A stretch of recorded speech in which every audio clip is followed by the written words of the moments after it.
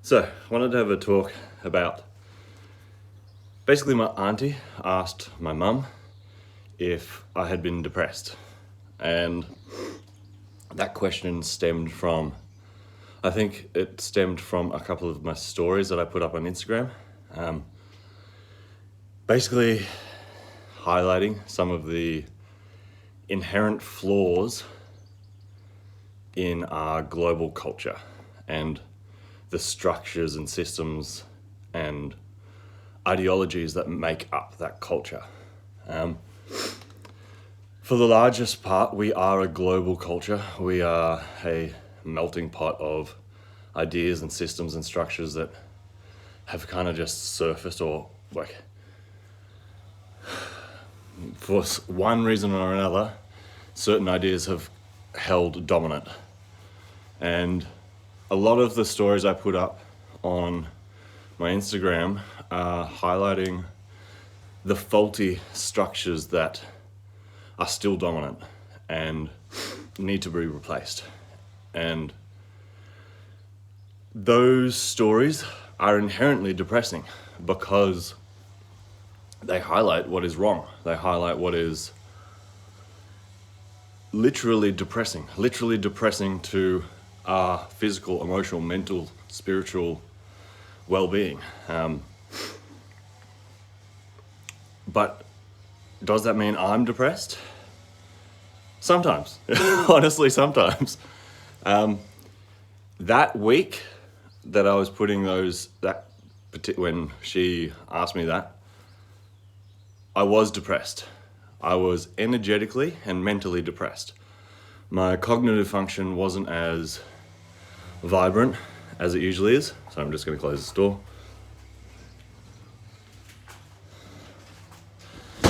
Should be a bit more quieter.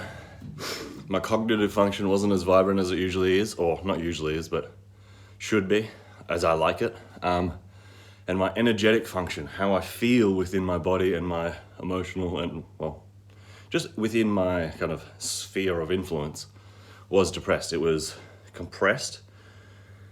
It wasn't slowed though. It was a mixture of depression or compression and anxiety, which is a speeding up. So I was compressed but fast internally, which didn't leave space to think clearly, essentially. I still got everything I needed to do done. I still got what had to be done ticked off work-wise and all that kind of stuff.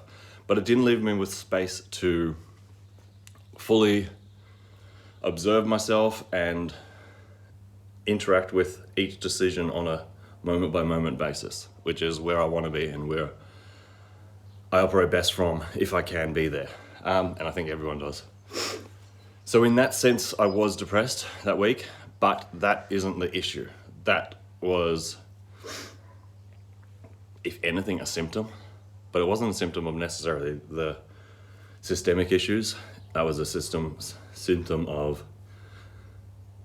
lived experience. But that's not what I wanted to talk about. The real reason I wanted to talk about that question is because of these systemic issues. It's because we live in a global culture where we aren't addressing fundamental processes and ideologies and ways of thinking that will, without a doubt, improve overall vitality and longevity as a culture, as a species, and as an individual. We have, because we're a global culture, we have so many unique and beautiful cultures to learn about, understand, and pull things out of and integrate into the global culture. Some people, it is cultural appropriation, but it's in its best form.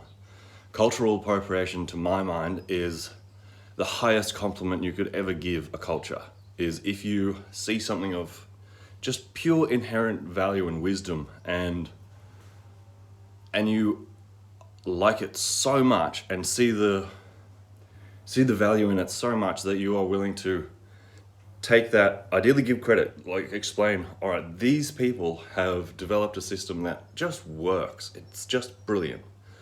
Let's integrate that and let's run with it. Let's develop it. Let's see where this foundational system takes us. We need to take this, put it under as our base of everything else we do. One such system that I keep coming back to, I think it's in Aboriginal cultures, like American Indian cultures, might be Hindi as well, I'm not too sure. But it pops up a lot in Indigenous cultures, long-lived vital cultures. It's this idea of resilience being first before capacity. That's a natural order. That's a natural law regardless of culture, and it's popped up because it's a natural law. Resilience has to outpace and out-support capacity. One of the ways cultures do this is decisions aren't made for the immediate term. They're made for immediate term and 7 generations. If a decision or a process or a system cannot support vitality and longevity for immediately and 7 generations forward, that process or system has to be altered, changed, or disregarded. That process, that idea, that fundamental law of their cultures needs to be a fundamental law of our culture, our global culture, because that will only improve things. There is no system that I can see that does not benefit from that approach as a foundational pillar, as a foundational stone of our culture. Even if you just took that one idea and ran with it and applied it to all of the things that we are currently doing in our culture, it would solve a huge, huge amount. AI, waste, like plastics, just waste in general, ecological degradation and destruction, even our work, like how we work, how we interact with the workforce, or there is nothing that does not improve through that process. And that's just one way these cultures, that's a more kind of systemic approach. Aboriginal cultures are really good at hands-on systemic approaches, like applicable approaches. Even tending to land, how they tend to Australian landscape is just beautiful. They leave no trace and only make it better. We need to cultivate that a whole lot more, but that's a separate thing. But above that, their spiritual practices, their exploration of the human spirit and what it means to be human and what it means to fully encompass who we are and what we are also foundational approaches that we can take and integrate and at least explore. And there's so many of them. If you want a couple good books, one is The Lakota Way. It's a whole bunch of traditional stories that the Lakota people of America tell and have told for generations. Beautiful stories, beautiful, beautiful stories. They're fairy tales, but better. They actually have good, good connotations and good lessons in them. European fairy tales are just scaremongering, whereas these American traditional stories, there are elements of fear, but there are elements of just profound understanding of the journeys of life. Beautiful. And yeah, it's called The Lakota Way. Anyway, getting back to what I was saying, sometimes I am depressed, but it is because I see a trajectory that the world is taking as a global culture that is detrimental, and there is no possible